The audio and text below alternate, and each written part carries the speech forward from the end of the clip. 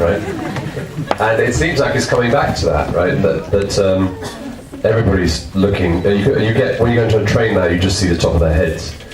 So, kind of looking ahead, I find it interesting that there was a big discussion about devices. And do you need a camera? Do you need? In the old days, we used to have a camera to take photographs, telephone to make phone calls, a notepad to take messages. It all seems to have kind of merged, right? And something else to play, NDS to play games. So it's all merged into one device. I don't know how you could merge it anymore. I don't know how you could converge it anymore, right? It seems to me now they're trying to go the other way, where you take a watch. The watch becomes something that notifies you. So I don't know if it's got two. In one way, it's got too much stuff happening, and maybe that's the battery issue, right? It's got. I constantly go to the smartphone saying, bloody hell, my phone dies in 2 hours. What should I do? Turn this off, turn your Wi-Fi off, turn your location off. In the end, it's back to having a feature phone, right? So maybe one direction is that you split some of these functionalities, because I think it's too much to consume, right? If you look at how many apps people download. Apparently they use one in, was it 19 or something like that? So we're getting too much, right? Too much. Then we gorge on it, and we go, oh my God, I can't use it all, I want something simple. So I think the simplicity angle is going to come back to the way that we use technology. Fantastic point. In terms of Evernote, do you think if we would remove these restrictions, right, in terms of processing power restrictions or bandwidth restrictions, where do you think that would lead you to? Or any such application from similar apps? Well, I think we see some of this already starting. Recording audio is something that we do today. Recording video is something that we're looking at doing in the future. In fact, you can do it on an Android phone pretty easily. I find myself occasionally recording video and posting that to my Evernote account if I want to remember something that I can capture that way. So I think that it'll give us a richer ability to capture things in our lives. When you think about it, when the iPhone came out, I don't know how many megapixels it was, if it even was a megapixel, but the camera on the first iPhone was absolutely horrid. Like, good luck focusing that thing. I remember we would try to take pictures of business cards, and you could not focus it. You had to have a special case with a additional lens that would actually focus it for you. So if you look at just in the past, say 5-6 years, the difference in camera, but associated with the increase in quality in that camera, you're getting a huge increase in the amount of data that you now need to upload each time you're taking a picture. I just had a meeting before, like this morning, with a company. I think I got like 7 or 8 business cards, and so that's 7 or 8 pictures that are probably 8 to 10 megabytes a piece, roughly, if not a little bit more. So that's a lot of data transfer, and I think that it makes it obviously easier to do that, but at the same time, I think that the simplicity thing is well placed. I think that that's definitely an issue as well, is making things accessible, intuitive, and easy to use is probably more of the challenge than taking advantage of kind of these great new bandwidth and less restrictions on it. So do you see a future where you could have possibly live streaming video from a drone, high definition live streaming video from a drone being plugged into an Evernote account where you Absolutely. Right. Yeah, I mean, just the property information coming in from taxis that are driving all over town and telling you exactly, yeah. Yeah, I could see, just the property example that you gave. I could see like a company using Evernote Business, having that just kind of put into Evernote as an archive, so it's all there. That could be a scenario with that kind of bandwidth available. Right. Fantastic. Do you have a comment? I think really what it does is it just shortens the feedback time through the technology. You remove those restrictions, and now all the technology becomes not only better at predicting what you might need, but being more adaptive in the moment. So it's one thing to write an algorithm that can predict what you need, and you see that through advertising already today, lots of other functions, but that adaptive nature. So maybe it's to the point where you get in a taxi, I'm just using my industry as an example, and you like it at a certain temperature, maybe it's 20 degrees, and it senses that the humidity is too high, and it can talk to the car, and it automatically adjusts that based on your settings. So these feedback loops just get shorter and shorter, so technology just improves the user experience by, if you can remove a lot of those restrictions by getting that, as you go back to it, the data. I mean, it's just the consumption of that data and the processing ability of that data to enhance and even simplify your life without you knowing it. So we're moving towards almost a real-time analysis of data, is what you're in essence saying. All this live data coming in can be analyzed in real time, and action can be taken on it.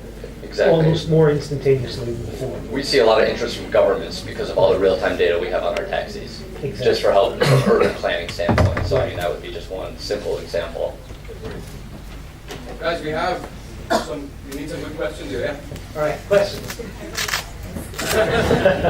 Go for a 3 month. This is the. Hi, my name is Amy. I'm the founder of Little Steps, an online resource for parents in Asia. So I look at this panel, I look around the room, and I wonder, what's the future of women in technology? Woo! So I encourage you to, set up. But are you My hiring? boss is a woman. Oh, fantastic. Are you hiring? And if you are hiring interns, students, MBAs, part-time, full-time? Yes. Sorry, now we're getting down to business. Okay, I take insult by that question because there are actually hundreds, I know you, there are hundreds of women in the internet industry, right? The thing is, wait, there you go. No. I regularly look for people to speak about it at my events. There are actually plenty of entrepreneurs like yourself doing stuff on the internet. I think the problem is that there's one of it is a generational thing. The other one is, it's not these guys. All of these guys, I guarantee you, if somebody walked into their room and they were male or female and they had the right qualifications, they wouldn't give a damn about their sex. Would you? My MBA intern, Natalie, I think is here somewhere, or she was here. There she is. So, just proof. I don't think the question is about the recruitment process. I think it's about the engine that's feeding that. I mean, I'd like to ask you, in your student base, what's the mix between male and female? 50-50, if I'm not mistaken. I would see them all sitting here. So, the bit that I take issue with is, why make an issue out of it? Just make it happen. Just make it happen. People want to hire. Hong Kong is lacking in talented people in our industry, right? So what's missing? The immigration department? What is it, right? There's people out there. I promise there's people out there hanging out in Cocoon. So it's not a question of is there other people there. It's like, who's not connecting them? What's getting in the way? I don't know. You tell me what's getting in the way.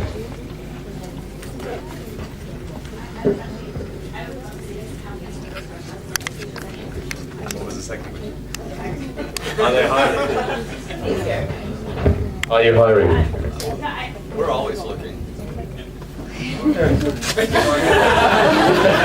right, any other questions? Or you have a question back there. Do you want to shout out? Yeah. So increasingly, it's getting difficult to mine bitcoins.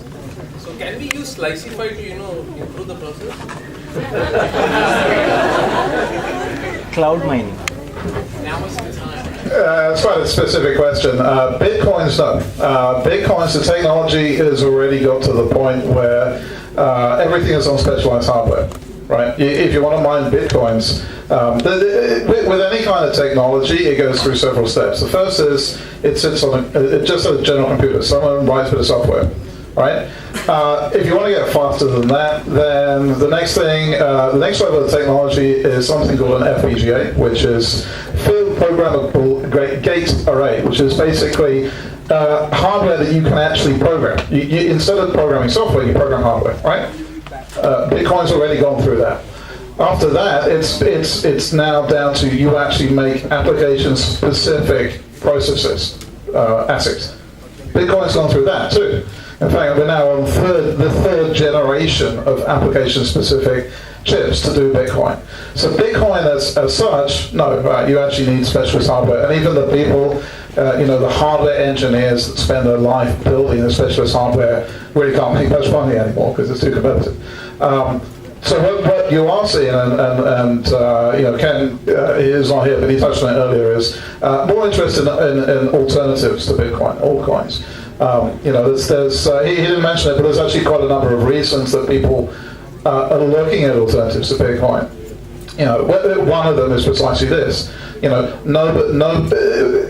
cryptocurrency like Bitcoin relies on a diverse community of people who are willing to put their computers to use securing that currency, right? When it gets to Bitcoin, it's such a concentrated take-up where there's only a few companies in the world who can do this competitively. That actually presents a bit of a problem for the currency. You don't want to end up with a global currency that is controlled by one company that happens to be amazing hardware engineers because they can make chips that can process it faster than anyone else. So a lot of the driver behind alternatives is, how do we make something that's fairer to the community? How can we make something that's easier for individuals to participate in? Because the wider that participation can spread, the safer the currency is going to be. There's a number of other reasons about design and improving things, but that's a major one. So for a tough question, an easy taxi t-shirt. We have a question right back in the corner, and then we'll come up to the gentleman in front. Can you try to shout out? Sure. This is for Troy. Looking into the future, you're talking about like being on the watch and obviously on phones and computers and even in the refrigerator.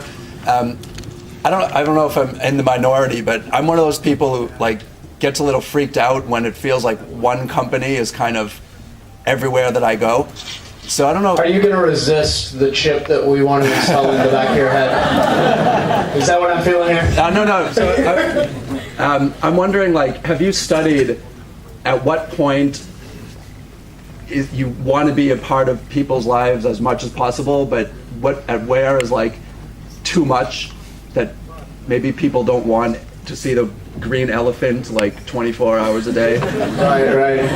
Yeah, that wouldn't be good. Oversaturation wouldn't be good.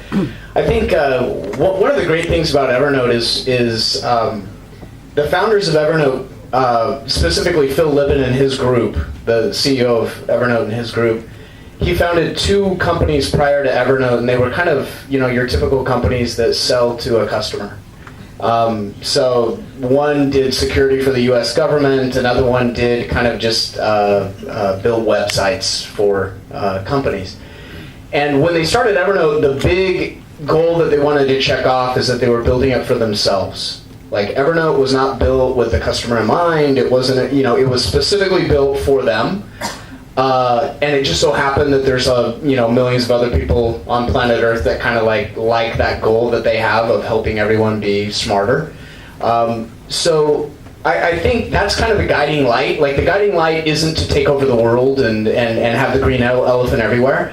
I think that the goal is to truly make you smarter and more efficient and really to help knowledge workers is what we're all about. And I think that there's going to be probably a natural filter there, when it does get a little creepy. And we do, this creepy thing is an issue for us. And that's why we don't do advertising, because we want an explicit agreement with our users that there's nothing in it for us to be creepy with your data, right? Everyone talks about big data, like how cool big data is. We can mine it and take advantage of you. It's like, no, that's creepy. But we think of it as small data problems. So your data on Evernote, we want to be useful to you with your data. We want to present things to you that are helpful to you. Again, it's only your data. We're not looking at anyone else's data and drawing comparisons or anything like that. We're just kind of doing that for individual users. So we try to stay out of the creepy zone, and I think that's really boils down to a cultural thing, so hopefully we'll get it right. So trust me, you won't regret having this green elephant on your watch and on your refrigerator and in your car. So here's 3 months for you. Whoa. Be careful. To be honest, I downloaded Evernote probably a month ago and struggled to find uses for it. So maybe this is a good reason to. That's a very we publicized or made very famous something called the smile curve in Silicon Valley that all the big investors like went gaga over. But that's the normal experience. So you download Evernote and you're like, I don't get it. You know, it's kind of, you know, people talk about it, I just don't get it. You'll go a year, you'll go a few months, you'll go 2 years maybe, but at some point, a lot of people kind of come back, and then they're like, I get it now. And then they're addicted, and then they're kind of weird, and you're going to be wanting to get a bag and stuff like that. Right. Can we I compare it to drinking beer. You know, when I was 14, my dad said, try this, and I went, yeah, God, Jesus Christ! And then I really wanted it. I really wanted an excuse to drink it, and every time I tried it, I either vomited or... And I wanted to try it. I was so desperate, and then, I don't know what happened. Suddenly, I don't know, my belly adjusted, my mouth adjusted, and I wanted one regularly, right? And then I want different types of beer. And I don't give a toss about whether beer's watching me or not. It's not true. Can we get a question there in front? I think you need to use the mic, please. Or can you be loud enough for folks back there to hear you? I have like 2 small questions for the sky drones and one remark afterwards as well. First of all, do you see the possibility of using sky drones in delivery in future as the Amazon somehow kind of predicted or kind of wanted to? And considering there like be a lot of limitations to that, and it seems impractical now. And second question is, you mentioned that regulation is one of the main challenge the sky drones is facing, but at the same time, UK has a full-fledged regulations for unmanned vehicles and these machineries. So how is it possible to use them as a standard and use them globally to overcome this challenge? And my remark is, good luck marketing sky drones in Pakistan.